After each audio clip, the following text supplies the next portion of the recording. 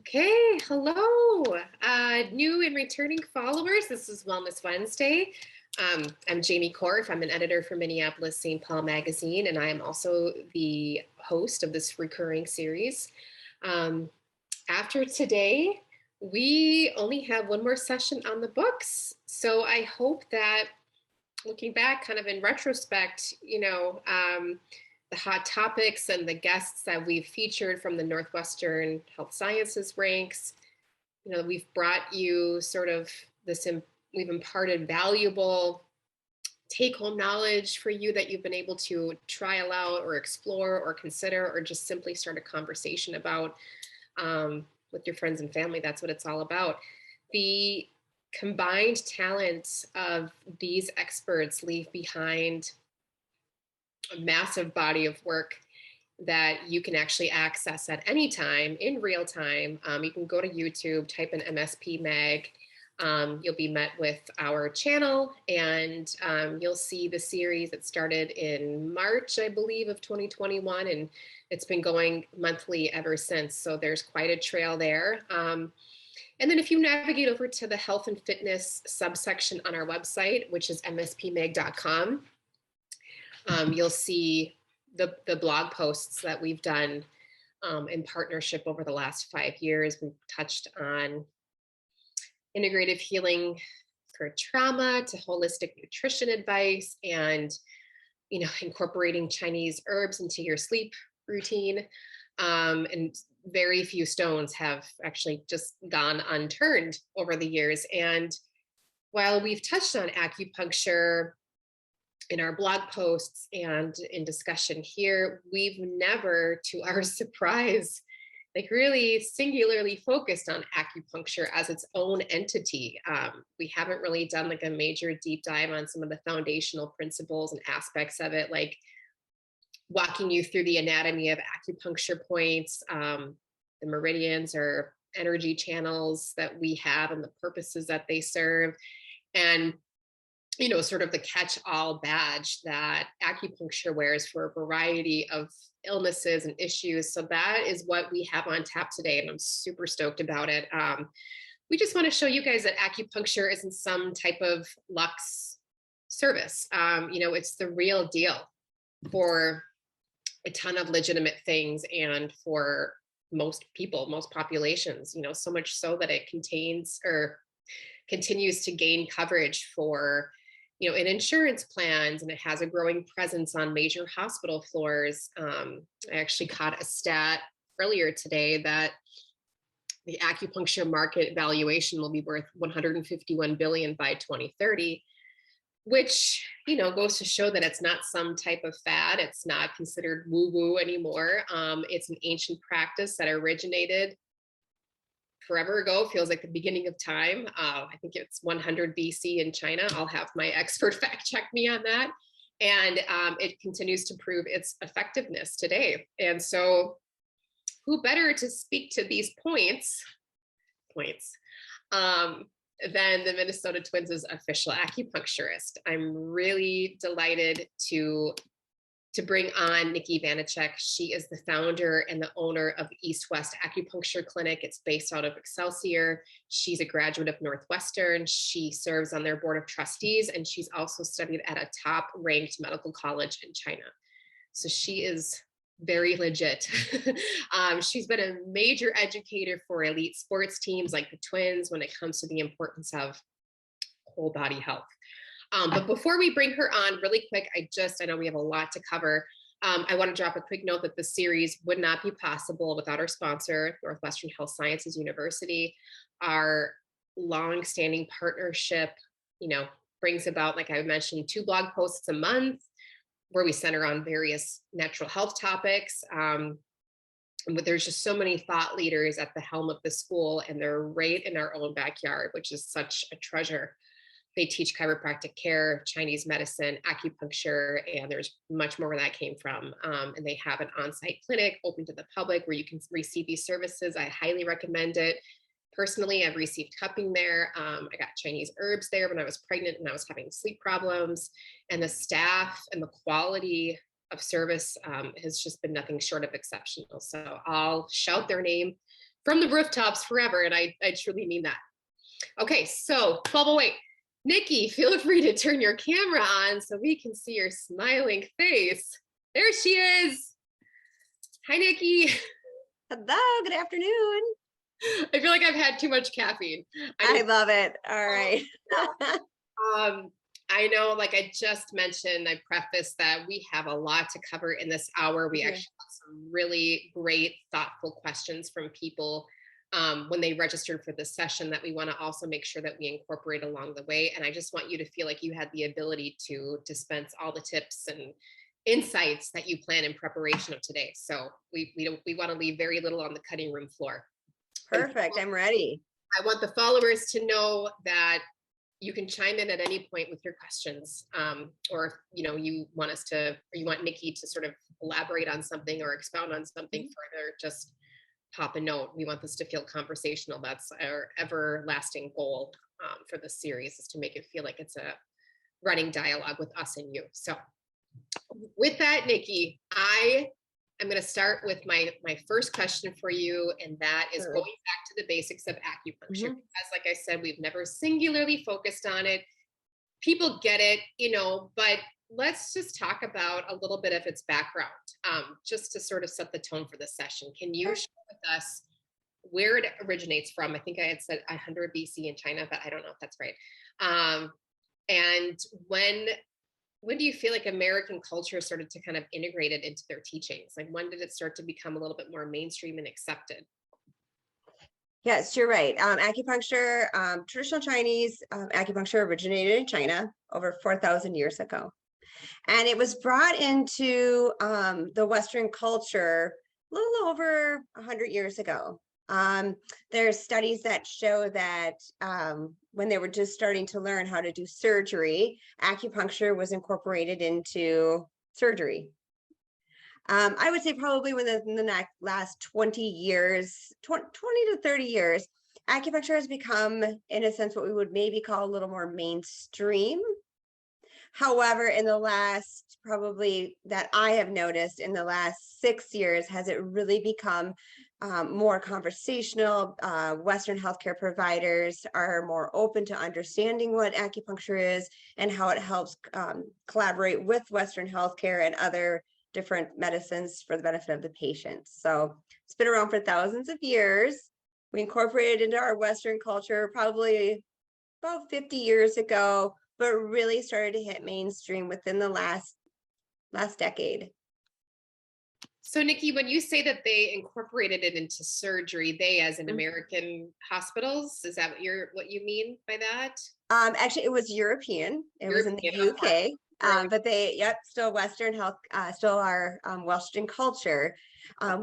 America probably came into the US about 50 years ago, but that was when people, made it a little more woo-woo-y, and it was kind of more like, down the back alley and up the stairs to go see the acupuncturist. But thank goodness for them, because they're the founding fathers that, brought this to the United States and persevered and, continued, even though they were ridiculed. They continued, and they supported the profession and cultivated it and created schools like, where Northwestern began, and then started to bring it to light, give it some more merit. And then the educational piece just grew and expanded to now where the Minnesota Board of Medicine, as well as the United States Board of Medicine, recognizes acupuncture as a medical treatment. That's amazing. I mean, I remember my mom getting acupuncture. It must have been 10 years ago, and it was after she had a major back surgery. That was 10 years ago. And I was like, wow, that's really cutting edge stuff. Yes. I will say I've been in practice for 12 years. And when I started 12 years ago, I was a little embarrassed to tell people what I did, because they would make fun of me and say, does that work? That voodoo? But again, it just took some perseverance and support and just really believing in and knowing what acupuncture can do to help benefit the patient. That just gave me that drive to educate the Western healthcare professionals that I now work with today. Well, and it also helps, I think, that there are studies that are being performed with, actual dollars going into them for, different scholarly journals and fields of science, and that kind of helps give it some credence as well. Yes, we have some wonderful acupuncturists and doctors of Chinese medicine that have done so much work with evidence-based acupuncture and have dedicated their careers to just working on providing evidence in reference to acupuncture and Chinese medicine. I bow down to those people. That's Me amazing. too. That's why we have it, and that's why it has that growing presence and popularity. When somebody looks up acupuncture, the definition doesn't really, it's pretty unchanged from source to source to source, but there is a lot of mention of meridians.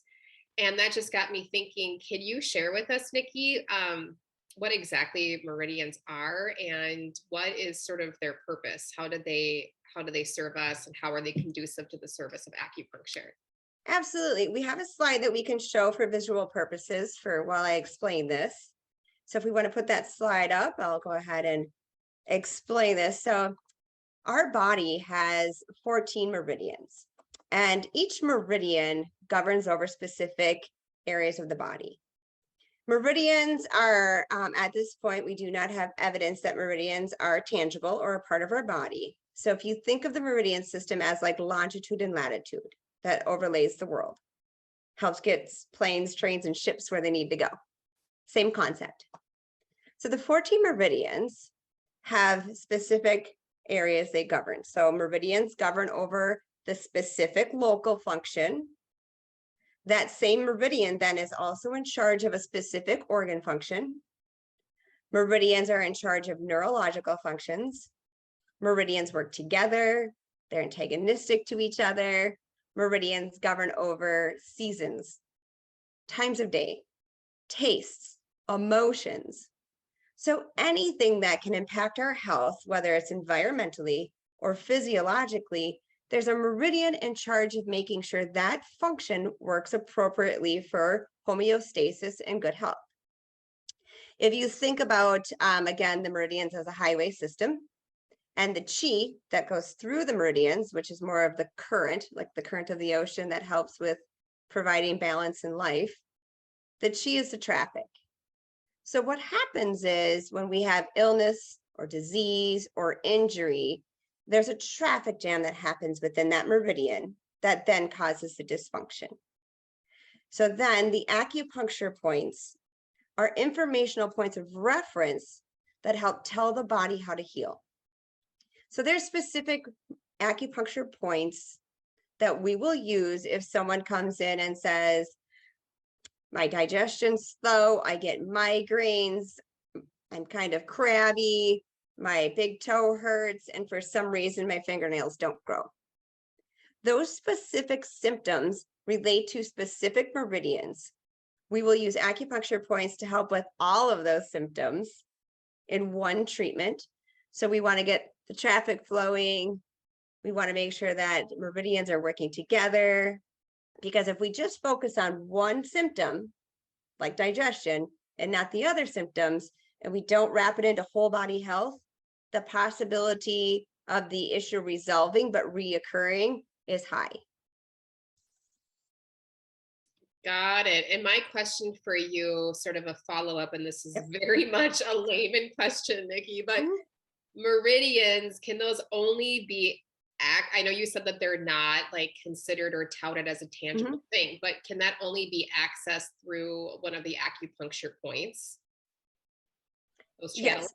Okay. Yep. So meridians, you can also do acupressure. Acupressure, again, you would use those specific meridians with specific points for symptoms or conditions.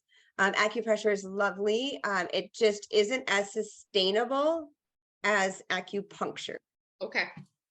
And if you don't mind me asking, and this is totally anecdotal, but which meridians do you feel like people, just based off of your own work and your own experience, personally, professionally, which meridians do people seem to need the most help with or the most help focusing on? Well, interesting question, because since we do live in the north, we have all 4 seasons. So if somebody living in the north versus somebody living in the south is going to have a typically different conditions. So here in Minnesota, we see all sorts of conditions as the seasons change, because meridians change with the seasons. So right now we're going into late fall. So there's specific meridians like the Jue Yin meridian that has more traffic jams. The Yang Ming meridian has more traffic jams, which then that's going to affect digestion.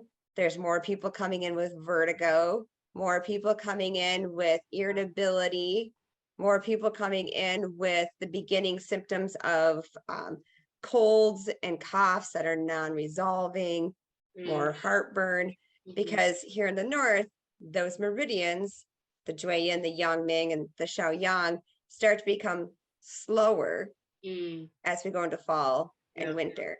So for us, we do see an interesting pattern of meridians that need more specific support per each season. Okay. Let us kind of switch gears a little bit. I know that we're sort of segmenting today's session into sort of these pillar topics, and one of them is a topic that none of us can ever get enough of, and that's, of course, sleep health. And so with that, can you share, so say I go to you, Nikki, I have insomnia. My brain just won't shut down. My body feels tired. The rest of me is wired.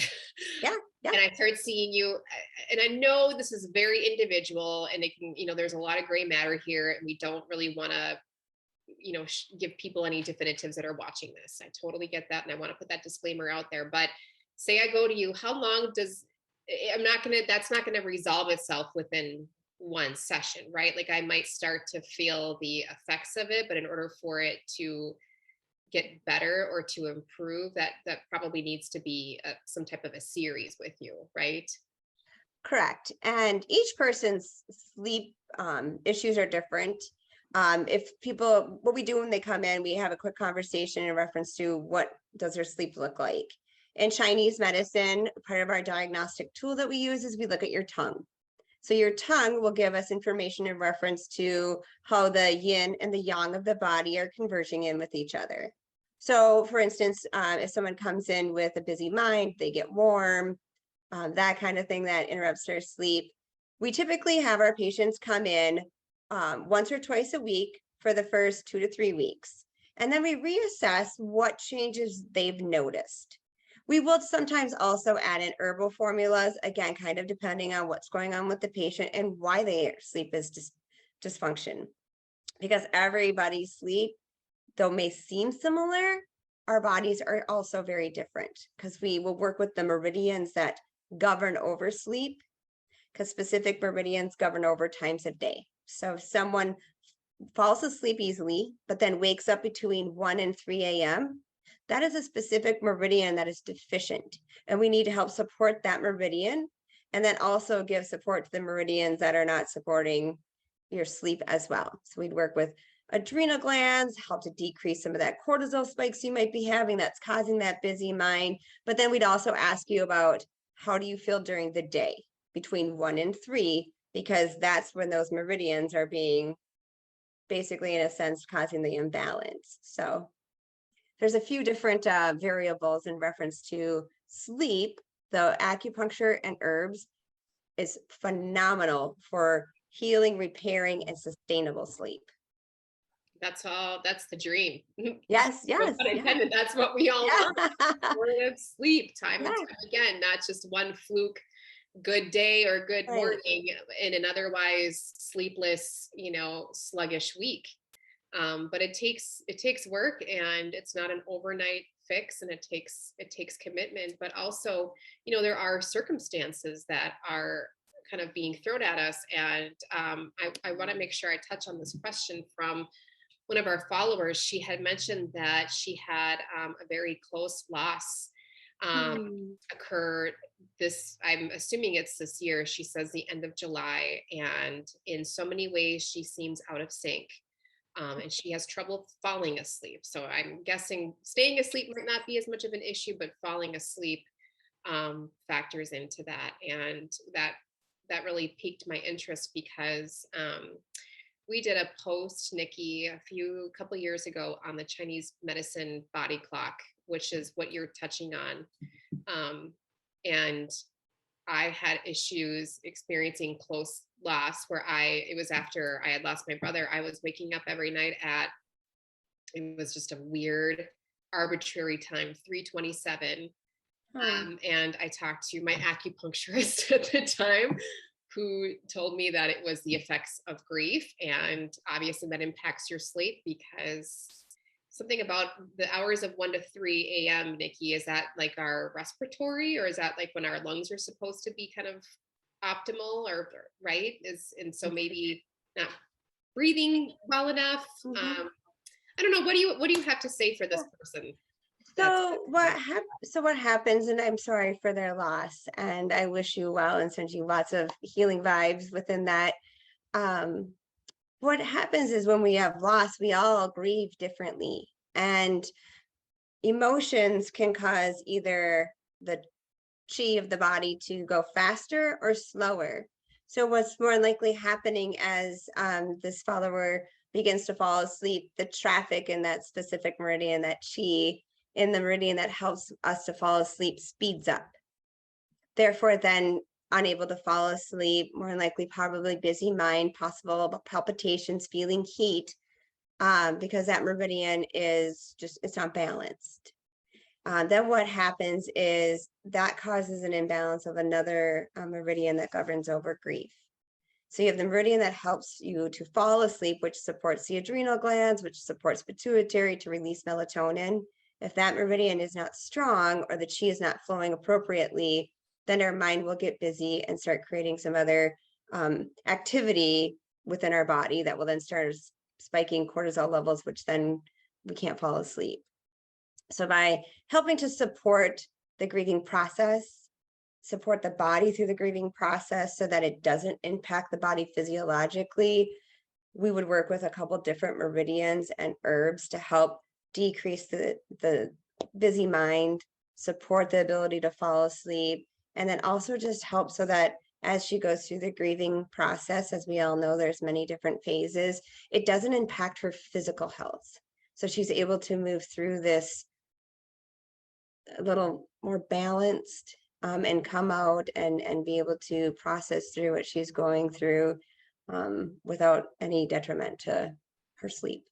That's so true. Sleep is, I mean, that's the key to our existence. Oh, That's how we amen. function. It governs, just our mood, our immune, everything that you're Yeah, saying, Nikki. yeah, And preventative care and self-care. I know that's the bottom of your list when you're going through something really hard, yeah.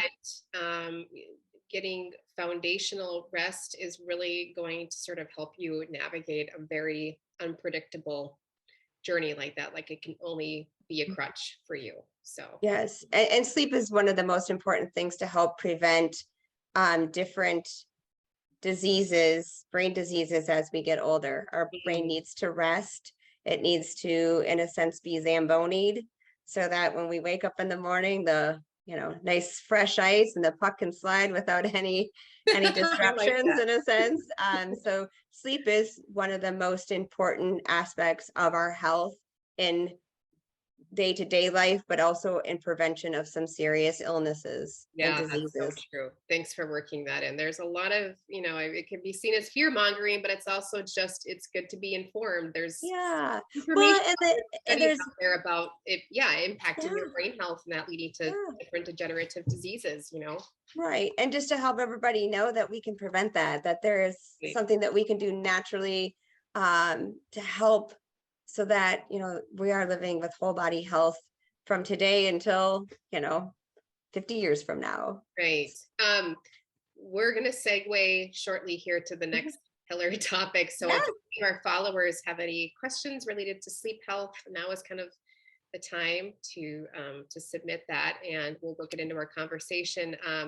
The other question is just, we're talking about insomnia, we're talking about these circumstantial things, but what if it's like acute, and I don't know what this looks like, Nikki, but acute sleep issues. So I don't have chronic insomnia, I don't have chronic apnea, I just have some pretty crappy, I don't know, Yeah, yeah. sleep. Well, and our sleep can be impacted from maybe even just, I mean, some things that are even like super exciting can be stressful. So if you're Right. planning a wedding, and you're just going through planning a wedding or getting ready for a birth of a baby, or just even, any kind of change of life can affect our sleep because it affects our hormones, and our hormones are what help us to sleep, male Right. and female.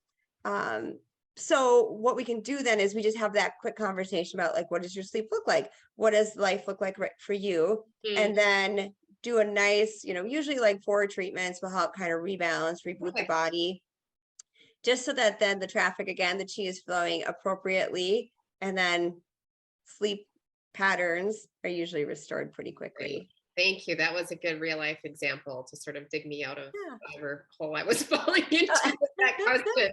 But that's what I meant is, there might be something upcoming, not necessarily Yeah. something unpredictable, but something upcoming. Maybe you're nervous about it, you're stressed about it. I just wanted for you to kind of show Yeah. everyone that you don't have to have a major, like, diagnosable issue. I mean, this will benefit you in even the random one-off here and there, just to help your chi, like you say, become more balanced.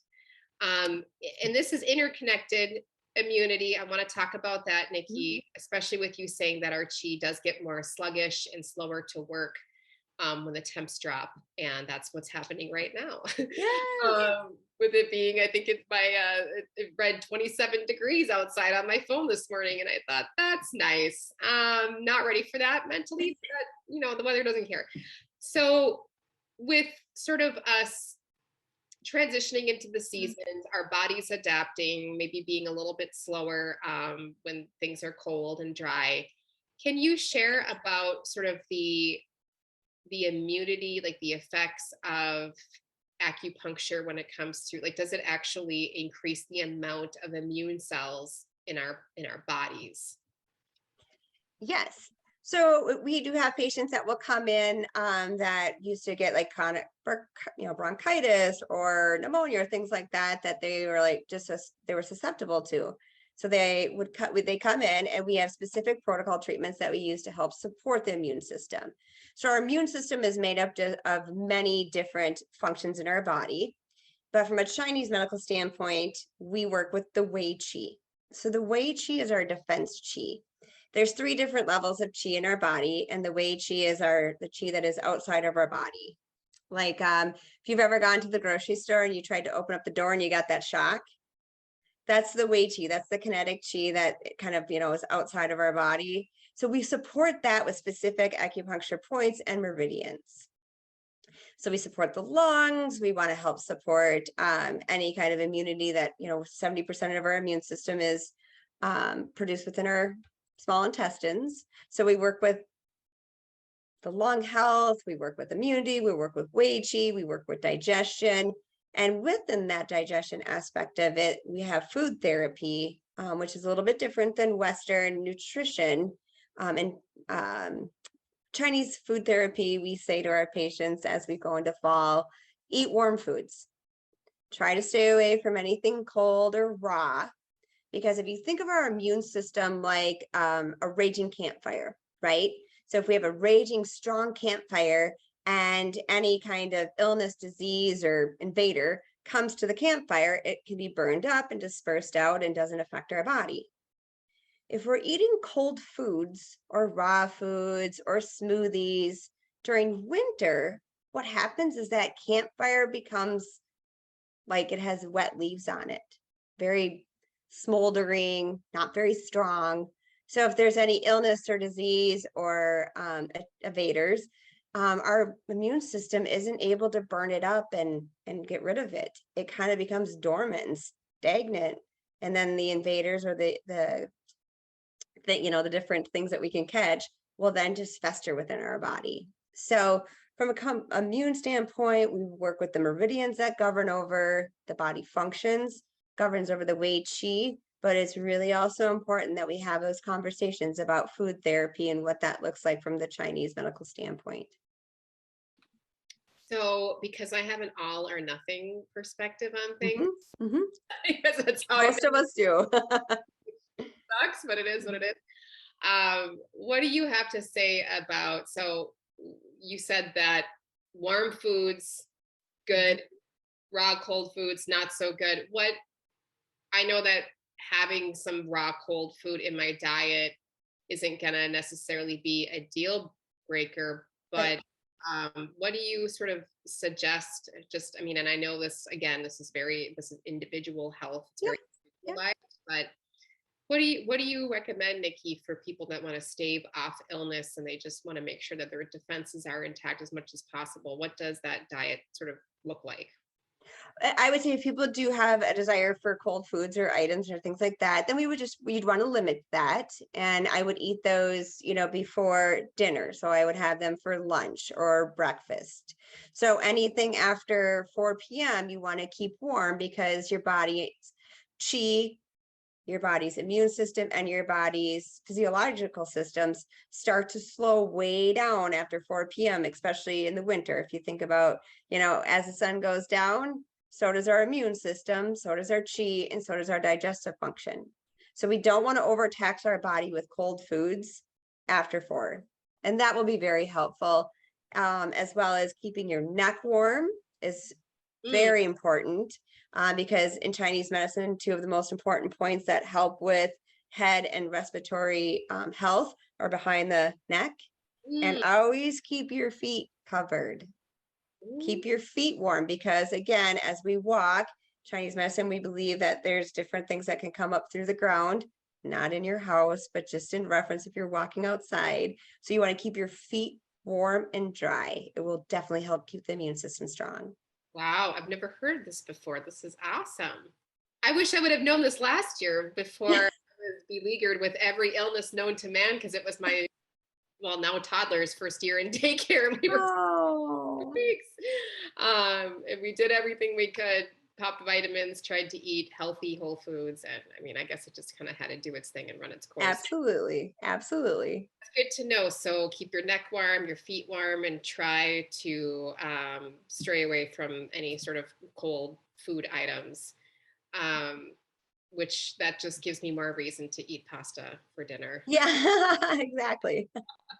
What about working out though after 4 p.m.? Our chi sort of kind of bottoming out a little bit. Is that not really advised? I mean, that might just be the time of day that some people can get their workouts in, or what? That again is kind of an individual thing because again, as we go into like 4 o'clock in the afternoon, then those are specific meridians that govern over that time. If you work out in the afternoon and you feel great and you can still fall asleep at night, rock on with your fine self. You do what you got to do. Again, it's just everybody's we have a constitutional essence of chi. And some people are like, that's where you get like, I'm a morning person or I'm not a morning person. It's just those meridians have their strength at different times of day. So that when it comes to working out or relaxing or whatever time you wake up or go to sleep, that again is very individualized and not necessarily impactful on your health. Okay, that's really good to know. Thanks, Nikki. Um, I thought I would bring up the topic of allergies just because, I mean, I know that allergies are very prevalent when things thaw in the spring, ragweed, all that stuff, but it's still an issue for people around this time of year when things get cold. And I personally feel kind of off, and I have since the weather started to change out there over the past week. Not sick, but just off. And so for the people that suffer from allergies this time of year, where it's just a little bit more pointed for them, what does the benefits look like for them from an acupuncture standpoint? And also, again, I know this is I keep repeating myself, but it's different for everyone. But what's the Yes. frequency which somebody should be seen for that, to keep that in check? Yep. So usually what we have patients do is start coming in about a month before allergy season. Now, if you're like, hey, I have allergies and I want to start acupuncture now, absolutely get in. Probably see patients twice a week and give them some different herbal formulas to help depending on what their allergy symptoms are. But between acupuncture and herbal medicine, it is extremely helpful with allergies. Now, that's not to say that you may not have the same allergy or irritant next year when it happens, but it definitely can help decrease the intensity of the allergies. And the sooner you get in and the sooner you seek treatment, the faster the allergy symptoms dissipate and you get to enjoy life and these beautiful seasons that we have. Thanks, Vicki. That's great. Where are we at? 12:38. Okay. Let's move on to digestion. Do we have any slides that you wanted to show, Nikki? Or are we doing okay? We can show the digestive slide. I'm not sure if it's gonna,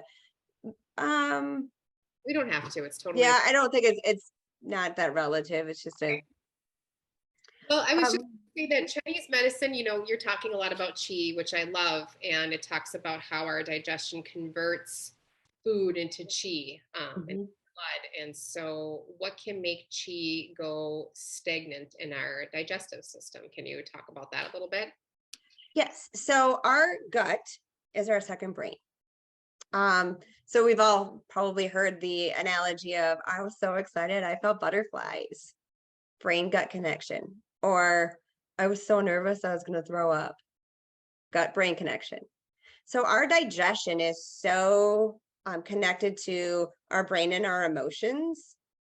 So if our gut health is off, if it's too slow, meaning constipation, or if it's too fast, meaning you eat and you got to run to the bathroom, that's telling you that there's something going on with your digestion. If there's bloating, acid reflux, you feel full, or you have no appetite, or an insatiable appetite, or you crave sweets or spicy food, that is all telling you that there's something going on with your digestive system that needs to be addressed.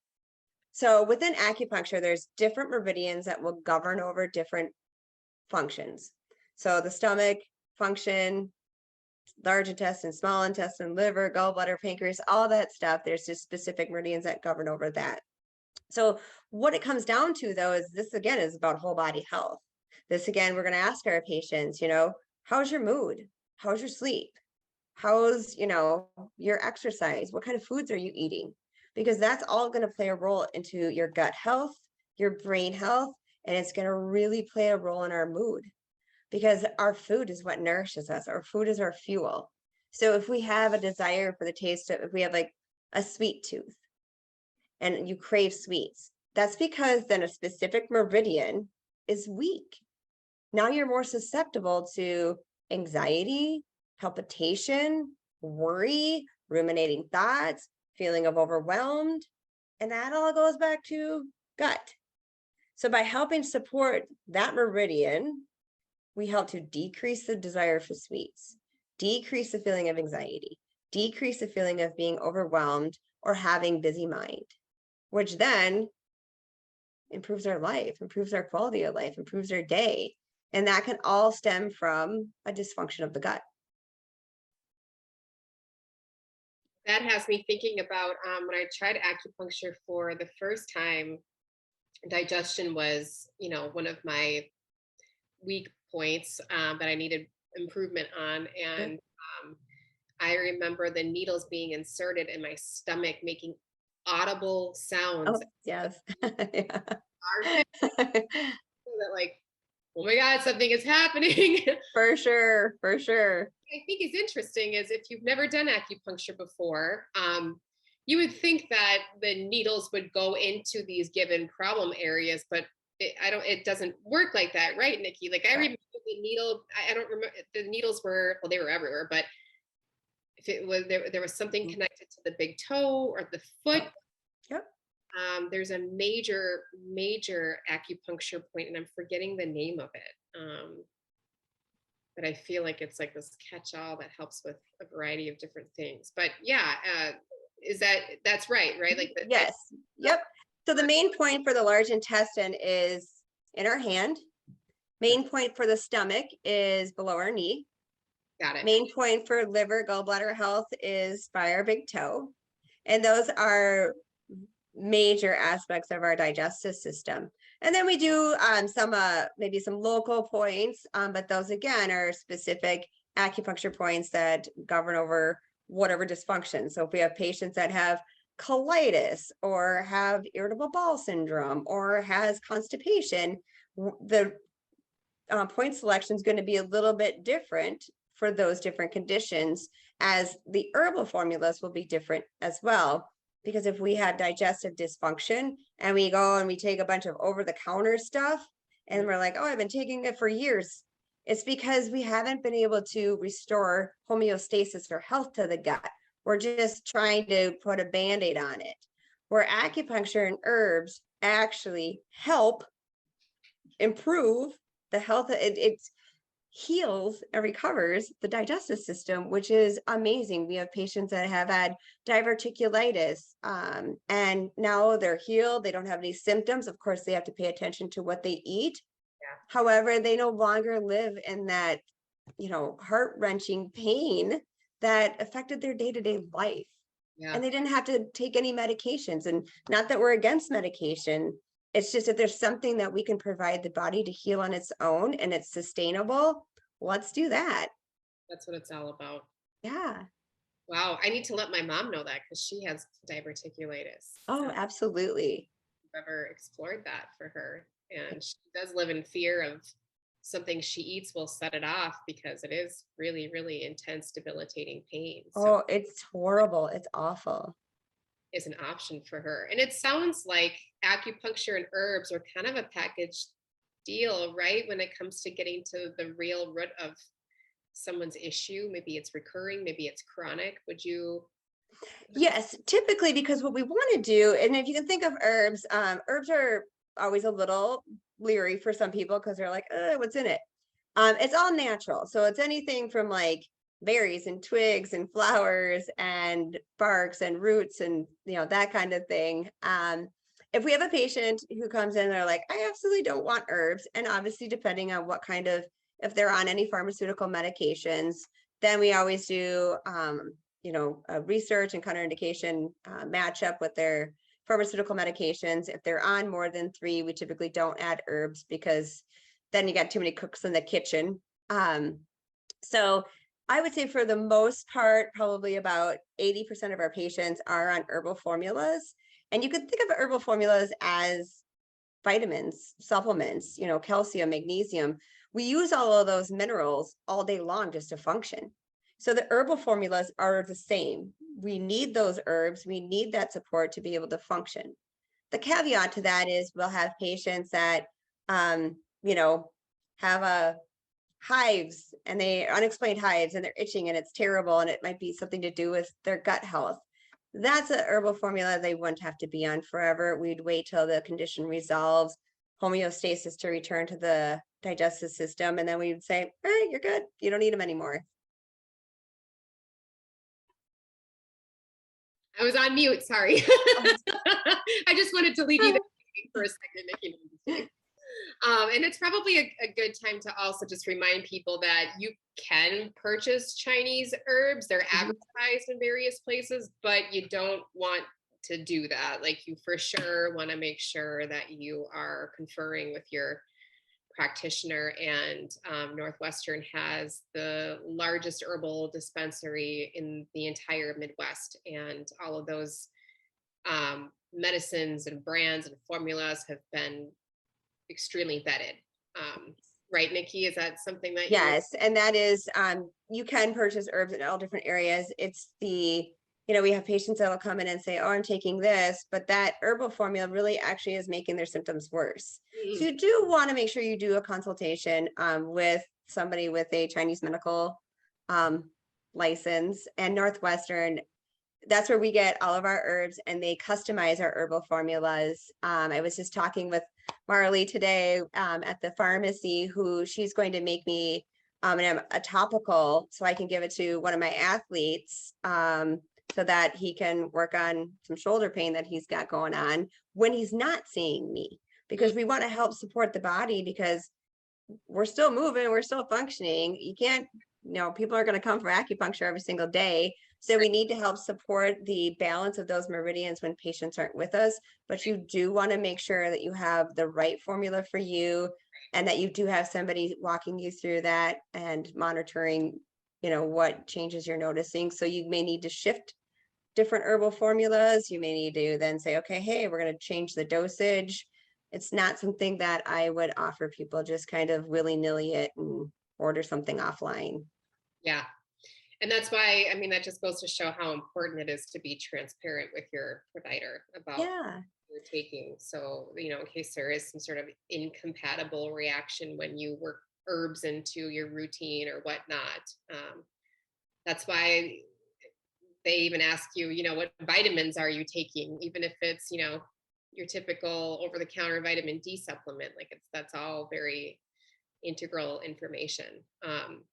We have a person here that wants to know what an initial appointment would look like with you, Nikki, and recognizing that everyone is different. Do they get, and this is good, foundational information Yeah. for everybody. Do they get a referral from their doctor, or can they just call you and make that appointment directly? What do you have to say about that? Yes, when patients are making an appointment, they can just call an acupuncture clinic and be seen. If their insurance covers acupuncture, that's an individual kind of clinic by clinic basis. If your insurance company doesn't notice that clinic as a network, typically give you a super bill, you turn that into insurance for personal reimbursement. Our clinic's a little different in how we do new patient appointments, because it's very important that we have an understanding of what's going on with the patient individually. So we have a patient come in twice. So we'll have them come in, on a Monday and then again on a Thursday. And those first two appointments are our diagnostic tools that we use to see how is the patient going to respond to their acupuncture treatment. What changes did they notice, or did they not notice anything? And then that helps me understand what kind of care plan we need to make moving forward. And then on their third appointment, they come in, and that's where we'll go over the care plan and answer any questions that they have, explain to them what their treatment's going to look like, so they have a full understanding of what, the what, the when's, the hows, and what goals we're both looking for.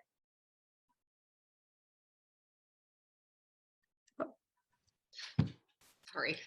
Yeah. That's all great information, Nikki, and thank you, because it is a little confusing if you've never seen an acupuncturist before. In our minds, we just kind of think, and I'm not speaking on behalf of that individual, but I would think like, oh, that's a specialty, that's a specialized, For but sure.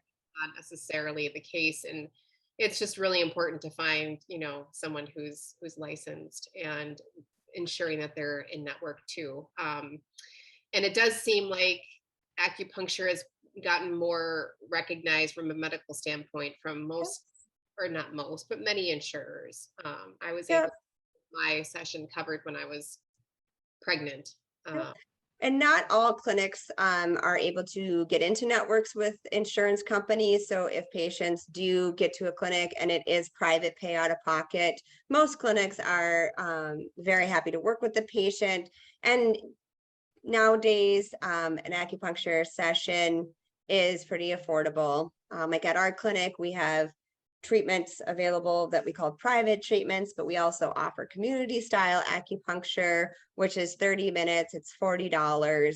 We want to make sure that patients don't not seek help or healthcare because they're concerned about cost. So that is something that we do take into consideration, and is very important for our patients to understand that we have different options for them, which most other acupuncture clinics do as well. Stacy wants to know, Nikki, what are your thoughts on community acupuncture? I guess I'm not really familiar with that term. She says, are they reputable, and what should we be looking for? Yes, so community style acupuncture is wonderful. Again, we do have that as well as our clinic, because we like to have options. So yes, if the basically what the community style is that you go into the room, and it's like a big room, and they usually have wonderful, comfortable chairs, whether it's zero gravity, we have lounge chairs, and the acupuncturist practitioner will do acupuncture points from the elbows down, knees down, and head. And you can treat many different conditions with just using those areas of the body. So I would say if community style, whether it's financially more suitable, but also some people don't want to be in an acupuncture treatment for an hour. They only want to be there for a half hour. So community style is fantastic. It's wonderful. If you're noticing results within the first few treatments, that's great. If you're not, just talk to your practitioner and ask them if they have any other suggestions or options, whether it be cupping, herbal therapy, or food therapy to incorporate into your community style treatments. Great. We have another question for you, Nikki. Somebody wants to know if you would suggest acupuncture in somebody's routine post-surgery. Does it help the body heal faster? Absolutely. With our clinic, we partner with Twin Cities Orthopedic for that specific reason. So we do, I see quite a few patients pre and post-op. I just had a couple patients go through a series of acupuncture treatments 4 weeks before surgery, because that helps get the muscles relaxed, better blood flow, makes it just nice and easier for the surgeon to come in and do their thing. And then we see patients usually about 2 weeks after surgery to help with the recovery process, to help with, again, decreasing pain, inflammation. Also, pain meds cause constipation. Acupuncture helps. Sleep is affected because you don't feel great. Acupuncture helps. Your mood, a little grumpy, a little groggy, it's a lot of work after surgery. Acupuncture can help with that. So I would say absolutely, hands down, see an acupuncturist if you can before as well as after. This is just such great, timeless information for people, Nikki. And it goes to show the versatility of acupuncture, and how it can be a standalone, how it works well in tandem with Chinese herbs or other services or modalities. I Now that we've got a few minutes left on the clock here, I wanted to ask you, what are some signs that so we're new to acupuncture, maybe we've gotten a couple of sessions. How do we know that it's actually working for us? I mean, is it obvious, or do you need to really just kind of journal, sort of raise your bodily awareness? Like, what does that look like for people? How do they know that it's working?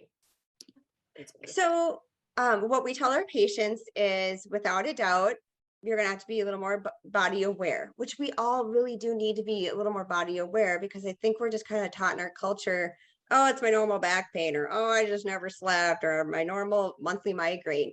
Those are not normal. That is your body telling you, please help me. So what we tell our patients is, we're going to target their specific chief complaint. So we're going to target your headache. We're going to target your digestion. We're going to target whatever you want, but your body is going to heal the way it wants to. Because there's a lot of different things that are going on in our body that either we're not aware of or we ignore. So the body may heal that first before it heals your chief complaint. So we talk to our patients about, okay, so I want you to understand, like, see how you feel during the day. Is your energy feeling better? Do you feel more brain clarity? Does your mood seem better? Does your knee not hurt? Does your back hurt less? Did your wife say, gosh, you're in a good mood? Like, pay attention to all those little things. And again, it also helps the patient really learn how to be present for themselves, which is something we all truly need. The one thing about digestion, people notice that absolutely, because that's something we deal with. Right. But pain is really interesting, because pain is our body's signal of saying, pay attention to me. But once pain starts to dissipate, we don't notice it, so we don't pay attention. Mm-hmm. So we'll talk to the patients about, notice when your pain bothers you. Is it getting out of the car? Is it when you're walking? That kind of thing, so that you can at least associate a specific activity to that pain, and you're able to see, is the intensity decreased? Has the reoccurrence decreased? And what does that look like, so that we can continue on the treatment so you don't plateau and we can get rid of it? Awesome. I will say I've had, this is a little different, but I've had cosmetic acupuncture done, and those results were actually pretty swift for me. And it's the same sort of regimen that you were talking about before, Nikki. I mean, I guess it depends on the patient's goals, but it's getting a few sessions in every week, and kind of getting all that done up front, and then sort of staggering them out a little bit more as time goes on. But for me, it was pretty instant to see those results. And it wasn't just, you do it for fine lines or preventative for aging. It's also, it helps, like you said, with a myriad of so many other things. I notice that my sleep quality is better. I don't wake up with palpitations, which I'm kind of that's what normally happens. Digestion is better and things just seem to like work better all Yeah. around. Yes, absolutely. And we've had patients that we just solely were working on their digestion and they noticed their, frown lines dissipated Yeah. because that just started to heal. Again, that's healing the body within, the whole body health. She wasn't looking to have, the brow line dissipate, but it did. And she's like, I can't believe I look younger. Yeah, yeah. That's wonderful. It is a complexion brightener, but it is something that, it's not a band-aid fix. Like you got to kind of keep up with Right. it. And there's so many other components that work in tandem with it. Eating well, like you say, sleep health, all of that stuff. It all goes sort of hand in hand. We have a couple minutes left, and this is sort of a last call. Literally, if you have a question in the next 20 seconds, throw it in the mix. Is there anything we didn't touch on, Nikki, that you want to say or reiterate to people? What about if people are scared of needles? I guess that was something I was going to ask you about before, if there's any trepidation there from.